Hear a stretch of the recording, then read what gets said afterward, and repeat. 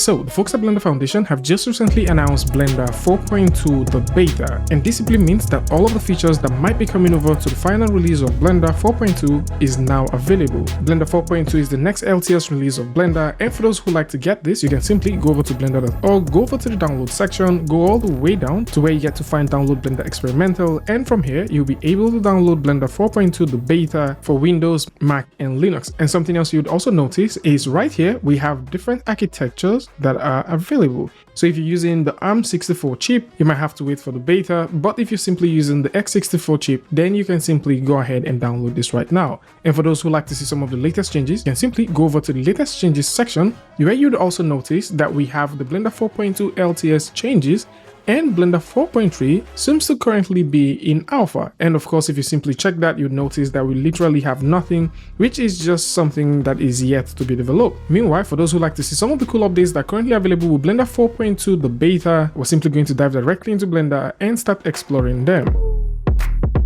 So with Blender 4.2 the beta simply open up right here, the very first thing which you'd notice is we have a wonderful splash screen. A huge shout out to the folks at Blender Foundation for making this possible, and if you're trying to import your preference from Blender 4.1 right here into 4.2, all you need to do right now is to click on import Blender 4.1 preference, and that will automatically be loaded in. But of course, if you like to create your own preference, you can simply set this up and then you can save your new preference. Now let's talk about the UI, as there's a couple of interesting updates right here with the UI, and the very first one you would notice exists within the status bar. So if you simply go over to the status bar and you right click, you would notice we've got something called extension update, and that talks about the extension / network related icon that is right here. So if we simply click on that button, this pops up the preference, and from here you would notice that we've got a network section. Now this simply allows you either stay online or offline depending on what you want. Say for example you like to get some of the extensions, which we'll talk about in a bit. You can simply allow online access, and automatically your Blender can communicate with the online repository of the Blender extensions. And speaking about the Blender extensions, right now Blender no longer deals with the word add-on as much, as you would now notice that instead of having add-ons here, they are now called extensions. Now within the extension section, right here is where you can find the extensions that deals with both add-ons and also themes. As at this point, if you would like to work with the themes or the add-ons, you can simply go over to the extension platform and download them directly, or you can simply download them from here. But for those who don't know about this, if you go over to the link in the description, it's going to bring you right here where you can download these extensions and work with them. Right now, if you like to download, say for example, a theme, we can go over to the theme which you would like to download, probably the Midnight Blue, and we can simply click on Get Theme. This wasn't working before, the same romanticized idea they had, but with this new update, it is now working. And how you get this to work is very simple. Drag this over here, click, drag, and drop right into Blender, and automatically you can now set it as your current theme. The same thing happens with all of the other add-ons as well. Say for example, you like to install any of the add-ons that exist, you can go over to the add-on section, go over to the specific add-on that you want. In this case, we're going to look at the light painter. We can click on Get Add-on, and to install that is also pretty easy. Click, drag, and drop. And I kind of think that this is one cool thing that is going to be happening with Blender moving forward. But for those who prefer to just simply install within Blender, you can simply go through, search for the add-on that you want, and install it. Now for you to install add-ons the same way you know how to install, how you get to do this is pretty simple. As if you go over to extension, there is one more step which has to do with clicking on this button and installing from disk. So instead of that gigantic install button that we regularly have, you now have to click on this tiny drop down and then install from disk. And of course, if you have repositories, you can also go ahead and add your own repositories right here. There's also a few other things that you might need to know. If we go over to the themes section, I'm just simply going to go back and revert to the previous theme that we have with Blender. And with Blender 4.2, you can create and save your own themes. And to do that, it's pretty simple. If we click on the plus button and we define our theme to be 01, for example, we can have that, and we can simply go ahead and have that selected. So at this point, if there's any changes that we would like to do, we can proceed to make those changes, and once we're ready, we can click on the save button and save this theme. And still speaking about the UI, if we simply go ahead and go to the file section, if we go down to where we have open recent, we can now simply right click. So the open recent now supports a context menu that allows you go over to the file location of the file that you're trying to open. So for example, if we like to open up the Bagger 03 file, we can right click, and we can go directly to the file location. There's also this beautiful new update, and it has to do with exporting all collections. And you might be wondering what this is. So imagine you have several stuff on your viewport and you like to export these as individual files. So instead of selecting these and going over to file, go over to export this as Alembic, export this as Collada, all of that, what you can now do is simple. You can go over to the collection section and you can select any of this object, click on the plus sign and select the file format you would like to export this. Maybe we would like to export this as Alembic, and maybe we would like to export this as FBX, and possibly we would like to export this as STL. So once you've got all of that, you can now go ahead and click on the export all button. You would also notice that to individual file format that you have selected, there are properties right here. So this is quite robust. You can now select all of these and export them all at once. And at the same time, you can do the same thing by going over to file and exporting all collections. And that's not all. If you also go all the way down to where we have the cleanup, you'd notice that this has now been condensed. So instead of having a bit more of a longer list like what we have for 4.1, you would now notice that the purged unused data is right here. You can also manage unused data as well. So if we click on that, you would notice we've got some stuff and we can choose to delete them. And speaking about unused data, there's a bit of a renaming that has been done within the outliner. So if we go over to the outliner, if we click on the filter section, we can now filter unused data. This was previously named off-on data, but right now it is now called unused data. Moving on, you would also be able to search for stuff within the outliner once you hit Ctrl and F on your keyboard. This is now something you can do on the fly. And speaking about things you can now do on the fly, if we have this object selected and we go over to the modifier, there is a beautiful pinning that exists. So in this case, if we simply go over to the modifier, for example, if we do a simple subdivision and then we proceed to do a simple wireframe, you notice that the wireframe goes down while the subsurface stays up. But what if we like this to constantly stay down? How we can work with this is pretty interesting. So at this point, if you click, you can go here and pin to last. And what it's technically going to tell it is stay there every time, all the time. So from here, we can choose to go over there and throw in the wireframe and we start getting some interesting results. We can also click again and go down and add another wireframe and we start getting some interesting results. The same thing can be done for almost everything that we've got. We can also go ahead and throw in a little bit of a solidified right there. And we can have that and we can actually crank this up depending on what we want. If we like the wireframe to also go all the way down, we can click and pin to last as well. So the pin to last just simply pins this hierarchically, and depending on what you want to remain on the base, you can pin it and keep it there. There's a couple of updates that also deals with text as well, and of course for those who work with cameras, there's a tiny update that we've got here. So with Blender 4.1 we did see a very interesting update that has to do with the locking, and you know, I was super excited about this one when it came out, but right now there is a very tiny update I think a lot of you guys may love, and one of them has to do with the fact that we can turn on and off camera guides. And the second one, which was promised to come to 4.2, which isn't here yet, but I think there's an implementation which hasn't been updated to the build, is the camera passport out. So the camera passport out in viewport overlay is supposed to be here, but at this point, this is something that we don't have with the current build. And hopefully, I do believe that this is going to be coming with the final release of Blender 4.2. And here's another interesting update for cameras. So if you're using a camera inside of Blender, you can now play with the depth of field by simply selecting the focus distance. Previously, what we could work with was just simply selecting the object we would like to focus on, and we can crank this up and down. You know, just go to town with that. And for those who would like to explore this, how you can work with this is pretty simple. I'm going to select the camera, press 0 on the keyboard just to lock that in. And from here, let's actually hit home to have a full view of what we're doing. Then we can simply go right here and we're going to turn on the depth of field. Now with this, once you turn on depth of field, you have two options. The option to either do the focus on the object by simply selecting this, and then, you know, you can go ahead and crank the f-stop depending on where you want to get, or you can use the focus distance. You probably noticed that the minute we selected this went silent. So if we close that, we can now have this selected, and from here we can select the distance we would like to focus. If we have this selected and we tap on this, you notice we have more depth there, and the same thing happens. So if we have this selected and we select that, things like that. Now the difference between these two is, instead of having an armature that you have to animate, which has the focus, you can actually animate this property. And this is just one of those cool things that comes with the camera. Blender 4.2 also comes with some updates for icons, and some of them will be very visible within the status bar. And one of the examples, if we simply flip up Blender 4.1, you would notice that by default, if we go over to select, and let's say we would like to search for something, we're being urged to press the spacebar to search, and currently that is a text. So if you simply hit the spacebar, you can type in the word pattern, and you're going to find some stuff that has to do with select pattern. But for Blender 4.2, this now has an icon. So if you click, you get to see that icon that simply specifies search. And in this case, if we like to search things that has to do with word linked, we can type that in, and of course we're going to get that. And this happens for every single menu that you select. And in terms of icons, you probably find more icons in Blender 4.2, and also most of these icons are now properly aligned compared to what we have with Blender 4.1.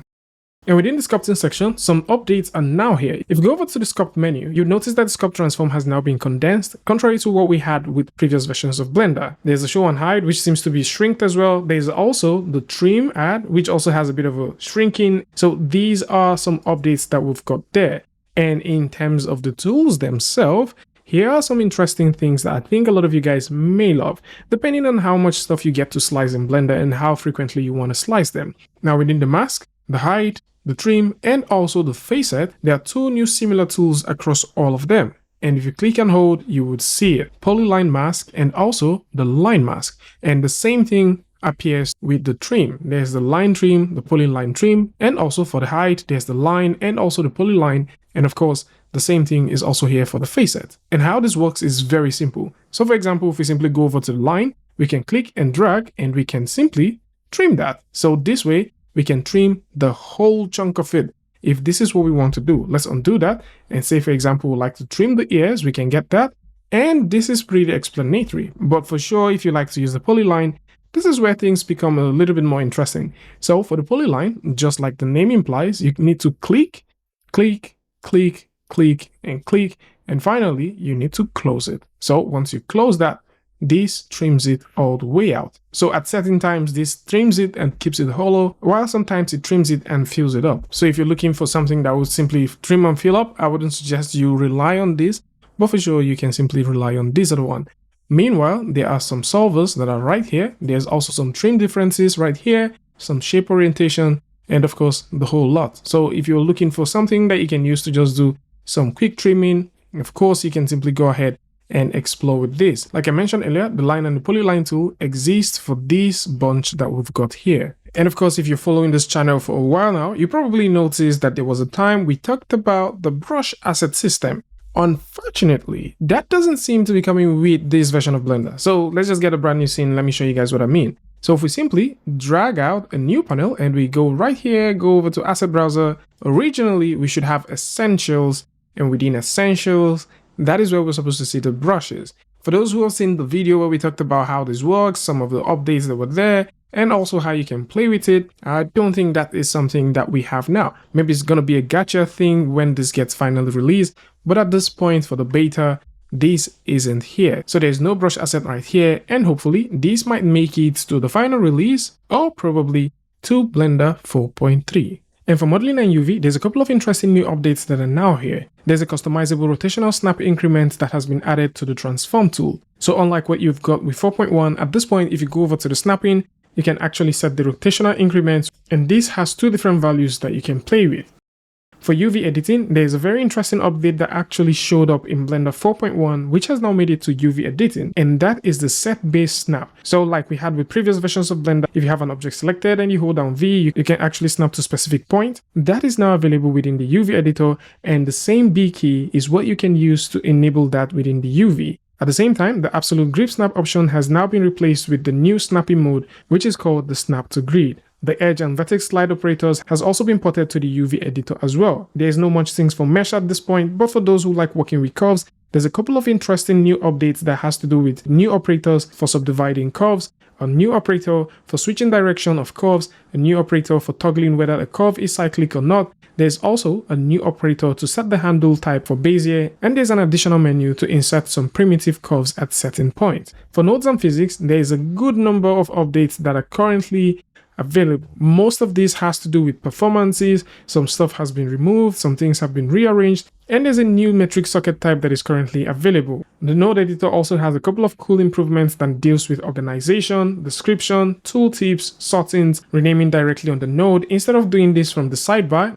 There's also some slight improvements for adding nodes just in case you like to sort them before you add them. And one very interesting update they've also added is this: input sockets that do not allow editing of their values don't show up on the sidebar anymore. And if we go by what we see with Blender 4.2 release notes, there are no updates for Grease Pencil, as we do believe that Grease Pencil 3.0 is heavily on the works, and hopefully we will be seeing some impressive updates for Grease Pencil very soon. And as we speak about things that are heavily in the works, let's talk about Eevee and the viewport, as the name Eevee Next has now been scratched, and Eevee is the name that the folks at Blender Foundation are going forward with, as Eevee has been rewritten to allow deeper changes, removing long-standing limitations that Eevee has suffered over time. As with this brand new version of Eevee, global illumination is now a thing, as Eevee now uses the screen space ray tracing for every BSDF.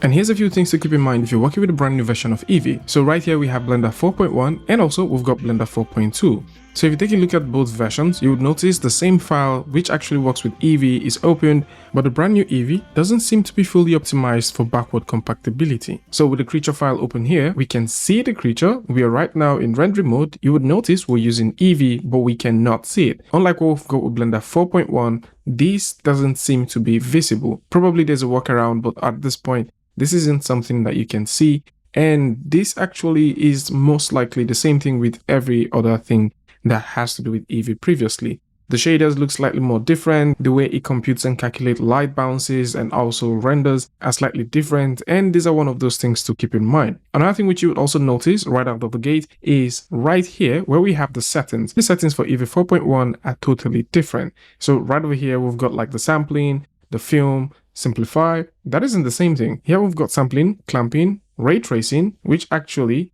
gets to deal with some of the things going on here. And then we've got the volume, simplify, depth of field, and the other lots that we've got here. So it's just one of those things to keep in mind. There's also an additional view transform that has been added. So previously we did see Filmic, AGX, Standard, Filmic Log, False Color, and Draw make its way to Blender. Right now, there is a brand new one called the Chronos PBR Neutral. So for those who like to read more about that, then you can simply go over to the link in the description and see the release notes. For sure, the brand new version of Eevee looks really cool, but if you're a fan of Bloom, which is technically this thing, you would not be able to have it with the new version of Eevee. That doesn't seem to exist anywhere. So I'd actually been going through to see if I can find that. That doesn't seem to be something that you'll be able to turn on at this point. But hopefully this is something that we might be able to play with the shaders. And with scenes and shots like this is where the brand new view transform actually looks really cool when you switch over to the Chronos PBR Neutral. And of course, like we mentioned earlier, if you like to explore this, then you might want to check out the release notes and see these things in details. There is no longer any limitation to the number of BSDFs that you can now use, and materials using the blended render mode are now removed from reflections instead of being projected onto the background. And for light, Eevee no longer has a limitation for light. However, only 4096 lights can be seen at a given time, and that is a whole lot of light. Light can now be visible through reflective surfaces, as it also supports ray visibility. At the same time, glossy lights no longer leak at the back of objects, and for those who like working with shadows can now be rendered using the virtual shadow maps, as this increases the maximum resolution and reduces bias and simplifies the setup.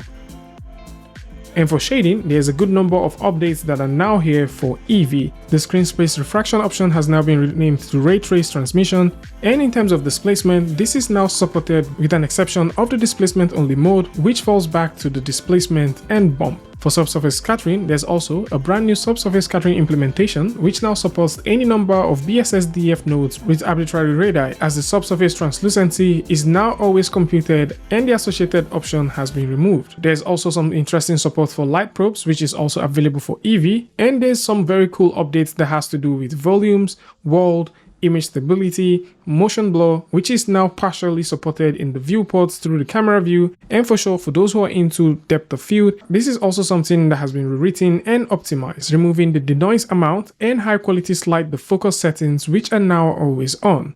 And with Eevee, for viewport compositing, the compositing space is now always limited to the camera region regardless of the parsepartout value. And like we mentioned earlier, this is something that we haven't actually seen, which means that areas outside of the camera would not be composited, but the result will still match the final render. And when working with cycles for Blender 4.2, there are some very interesting updates that I think you guys would love. And the very first one has to do with the ray portal BSDF. This now transports rays to another location in the scene with specific ray positioning and normal. It can be used to render portals for visual effects and also for other production rendering tricks. The principal BSDF now supports physically accurate thin film interference effects for specular reflections and transmissions, and this is definitely really cool. Alongside that, there are updates for the subsurface scattering, which now has the roughness input matching the principal BSDF. The principal hair with the human model now provides more accurate results when viewing hairs up close. Some other interesting updates for cycles includes the improved volume light sampling, particularly on spotlights and area light spread. The world override option for view layers is also there. Intel GPU rendering now supports host memory fallback, and Open Denoiser is now GPU accelerated on AMD GPUs on Windows and also on Linux. And speaking about GPUs, let's talk about the Compositor, as the Compositor now supports GPU, as it's expected for CPU and GPU Compositor evaluation to give the very same result with minimal difference between both devices. So if you like to explore this with the GPU, for sure, you can simply go ahead and do that. And for the Compositor, some interesting, cool updates are here that deals with transformations, as transformations can now be immediately applied on the transform node, meaning that scaling down an image will destructively reduce its resolution, and this works pretty fast. And for repetition, like we had with previous versions of Blender, the wrapping option in the translate node is now solely operated as a clip, so you can use this to clip things all the way down. And in the future, it has been said by the folks at Blender Foundation that these might be restored, hopefully. There's also some updates for size interference for those who like to work with this,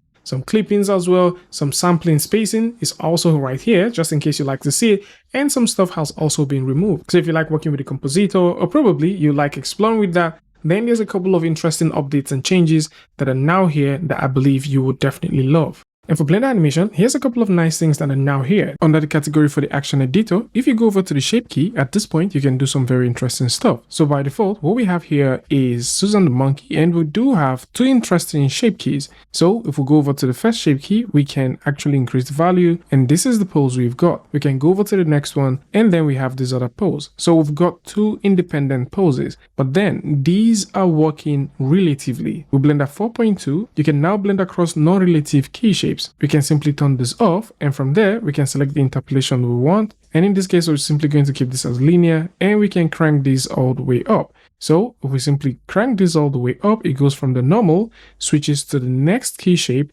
and then switches to the third key shape. So depending on what you want, you can now use this to blend across non-relative key shapes. There's also some cosmetic update to the motion path, as it now uses the vertex theme color, and you can also specify a custom color for anything before and after the current frame. And in terms of the graph editor, there's some huge performances that is now here. So here's a comparison between Blender 3.6 and also 4.2, and you can definitely tell things look way better with 4.2. In terms of the dope sheet, there's a new key type called generated, and this new key type simply indicates when a key is being automatically generated by an add-on. And for the NLA, there's some performance updates. For amateurs, constrained drivers, there's also some very interesting updates that are also here. And of course, the Blender developers have also added a brand new copy driver to selected menu, which is now available by right-clicking. And this just simply copies the properties driver to the same property on all selected items.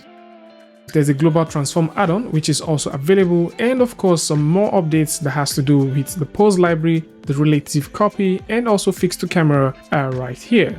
If you're a Blender developer that works with add-ons, and probably you also work with Python, there are some updates that deals with the Python API and also the text editor. As with the new extension platform, there is now a new method for packaging add-ons, and it uses a separate Blender manifest tool, which you might definitely want to come through and read up. And for the sequencer, there's some very interesting updates for the sequencer that are now here. Blender's sequencer seems to be looking pretty cool, and of course there's a few things that for those who like working with this, you might want to consider exploring it. And for the Blender 4.2 pipeline asset and IO, some interesting updates are also here. So there's a collection exporter which you can now simply work with. There's also new import options that are also available. Additionally, point cloud imports is also now supported for USD, and for those who like working with hair, there is also a brand new hair curve object type which is now available for USD import and export. And same thing can be said for Alembic, as there's also a new hair curve object type that can now be exported and imported. And for those who like working with Modifier, the inbuilt support for this file format is now considered as legacy. So this is it, the beta version of Blender 4.2 LTS is now available, and for those who like to download, test this out for bugs, and probably report these bugs to the folks at Blender Foundation for fixing, then this is the right time for you to come through, download it, and start exploring. There's a couple of updates that has to do with compatibility and also add-ons. At this point, the folks at Blender Foundation are saying that add-ons that haven't been converted to extensions are still supported as legacy add-ons and can be installed from disk as usual. And like we've mentioned, there are updates to this, and if you're an add-on creator, then you might want to consider taking a look at the Python API section and read up on all of these things that might just help you stay ahead, as extensions seems to be the way forward. And for add-ons, there's a couple of cool add-ons that are now available, and for those who like to see them and probably try them out, then links to this is also going to be in the description, so do well to check them out. Tell me what you guys think about this one in the comment section, and of course if you like this video or you learned something from this, you can go ahead and give a like, and don't forget to share with a friend. And I'd like to see you guys in the next one.